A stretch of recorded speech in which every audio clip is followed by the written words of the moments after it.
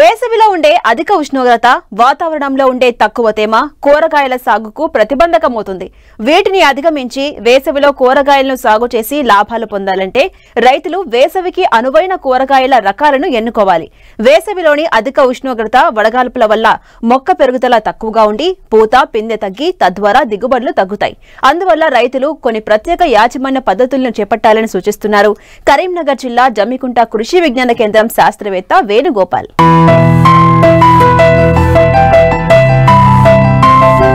వేసవి కాలంలో కూరగాయలు దొరకటం కష్టం. ఏ రకం కూరగాయ అయినా కిలో కనీసం 40 నుంచి 60 రూపాయలు పలుకుతుంది. ఏ కూరగాయ పండించినా ఫుల్ డిమాండ్ ఉంటుంది. మంచి లాభాలు రావాలంటే వేసవిలో కూరగాయలే సాగు చేయాలి. సాధారణంగా కూరగాయల సాగులో రూపాయి పెట్టుబడి పెడితే 3 రూపాయలకు పైనే ఆదాయం వస్తుంది. కానీ వేసవిలో అదే కూరగాయలు సాగు చేస్తే అధిక లాభాలు వస్తాయి. అయితే వేసవిలో ఉష్ణోగ్రతలు పెరగడం, వడగాలులు వీయడం, బావుల్లో నీటి మట్టం తగ్గడం, విద్యుత్ సరఫరాలో అంతరాయాలు ఏర్పడడం వంటి కారణాలు కూరగాయల ఉత్పత్తిని ప్రభావితం చేస్తాయి. కాబట్టి నీటి సౌకర్యం ఉన్న రైతులు అధిక ఉష్ణోగ్రతల్లో సైతం కూరగాయ పంటలు సాగు చేసి మంచి లాభాలు పొందవచ్చు. అయితే వేడిని తట్టుకునే రకాల ఎంపికతో పాటు మేలైన యాజమాన్య పద్ధతులు పాటించడం వల్లే ఆశించిన ఫలితాలు వస్తాయని తెలియజేస్తున్నారు కరీంనగర్ జిల్లా జమ్మికుంట కృషి విజ్ఞాన కేంద్రం శాస్త్రవేత్త వేణుగోపాల్. పెరుగుతున్న వాతావరణ ఉష్ణోగ్రతలు, తగ్గుతున్న తేమ వల్ల ఇప్పుడు రైతుల్లో, కూరగాయ రైతులు ముఖ్యంగా అధిక దిగుబడి, ఎక్కువ పెట్టుబడి పొందే అవకాశం లేకపోయింది. ఎందుకంటే ముఖ్యంగా ఈ యొక్క వేసవిలో పెరుగుతున్న ఉష్ణోగ్రతల వల్ల రైతులందరికీ కూడా దిగుబడి పొందే అవకాశం తగ్గిపోతూ ఉంటుంది.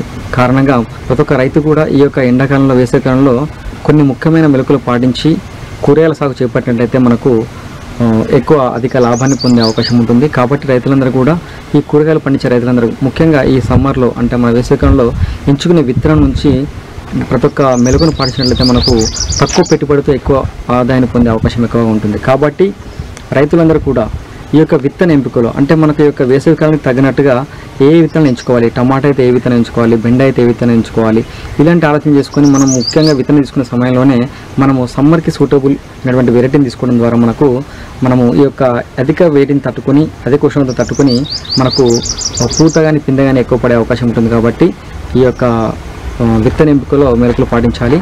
అదేవిధంగా విత్తనం ఎంపిక అయిన తర్వాత ఆ విత్తన నారుని ఏ విధంగా చేసుకోవాలి అంటే మనం విత్తనాన్ని కొనుక్కున్న తర్వాత, అంటే ఈ మధ్య కాలంలో చూస్తున్నాం, మనం విత్తనం యొక్క రేటు చూసినట్లయితే చాలా ఎక్కువగా ఉంటుంది. ఒక 10 కిలోల విత్తనానికి వచ్చేసి 500 రూపాయల నుంచి 700 రూపాయలు కూడా మనకు హైబ్రిడ్ విత్తనాలు మార్కెట్లో అందుబాటులో ఉన్నాయి. కాబట్టి ఆ విత్తనాన్ని మనం మామూలుగా ఎత్తైన మల్లు కానీ, లోతైన మల్లు కానీ తయారు చేసుకొని గీతలు తీసుకొని దాంట్లో మనం విత్తనాలు వేసుకొని నారు పెంచుకున్నట్లయితే మనకు నారుకులు తెగులు ఎక్కువగా వచ్చి మనకు పోయే అవకాశం ఎక్కువగా ఉంటుంది. కాబట్టి రైతులందరూ కూడా ఈ యొక్క నారుకులు తెగులు నుంచి తట్టుకోవడానికి, అదేవిధంగా విత్తనాన్ని వృధా అవ్వకుండా ఉండడానికి ప్రోటీన్లో నారు పెంచుకొని మనకు ఈ యొక్క నారు పెంచుకొని నాటుకున్నట్లయితే విత్తనం వృధా అవ్వకుండా, అదేవిధంగా మనకు నారు కూడా వృధా అవ్వకుండా ఉండే అవకాశం ఉంటుంది. అదేవిధంగా మనకు సరైన సమయానికి కూడా మనము మొక్కలు నాటుకునే అవకాశం ఉంటుంది.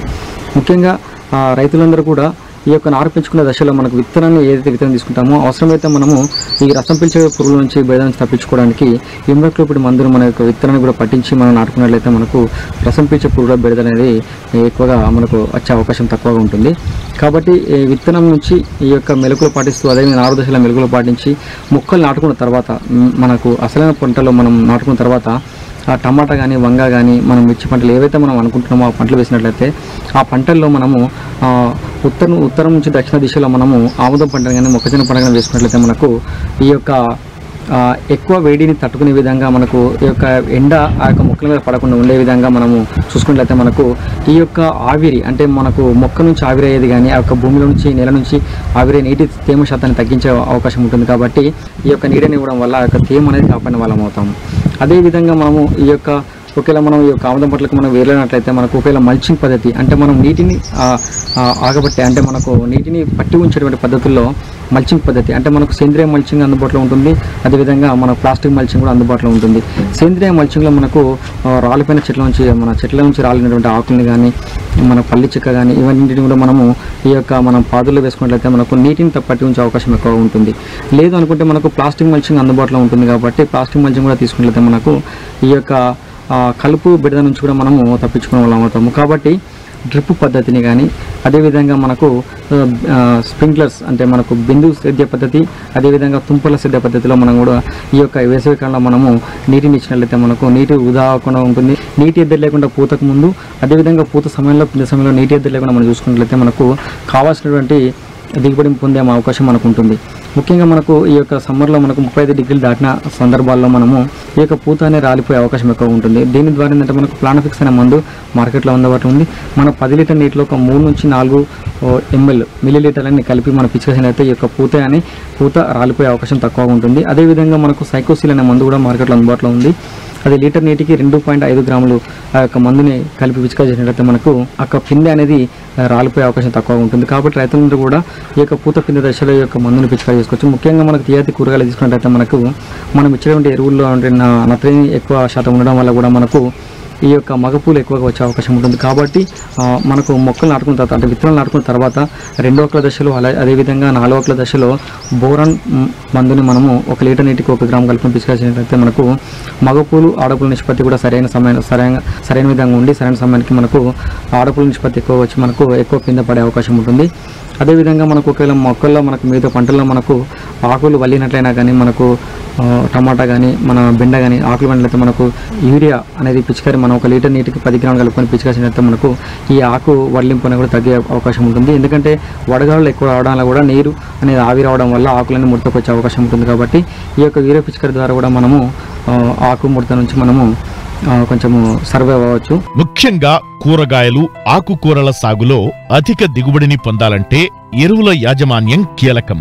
సెమీ ఆర్గానిక్ పద్ధతిలో రసాయన ఎరువులతో పాటు సేంద్రియ ఎరువులను కూడా వాడినట్లయితే భూసారం పెరిగి మంచి దిగుబడులు వచ్చేందుకు ఆస్కారం ఉంటుంది. అదేవిధంగా మనకు ముఖ్యంగా ఎండాకాలంలో వచ్చేసరికి మనకు ఎక్కువ రసం పీల్చే పురుగుల బడిద ఎక్కువ ఉంటుంది. కాబట్టి ఎస్ఫేట్ మందుని 1 లీటర్ నీటికి 1.5 గ్రాములు కానీ, రీజెంట్ మందుని లీటర్ నీటికి 2 ml కానీ మనము కలిపి పిచికేసినట్లయితే మనకు ఈ యొక్క రసం పీల్చే పురుగుల నుంచి మనము నివారణ పొందవచ్చును. ఆకులు సాగు చేసే రైతులు అధిక ఆకుని పొందడానికి నీటిలో కరిగేటువంటి 320 కానివ్వండి, అదేవిధంగా యూరియాని కానివ్వండి విడివిడిగా మనం పిచికేసినట్లయితే మనకు ఎక్కువ ఆకు దిగుబడి పొందే అవకాశం ఉంటుంది. 20 అంటే 320 వచ్చేసి లీటర్ నీటికి 10 గ్రాములు.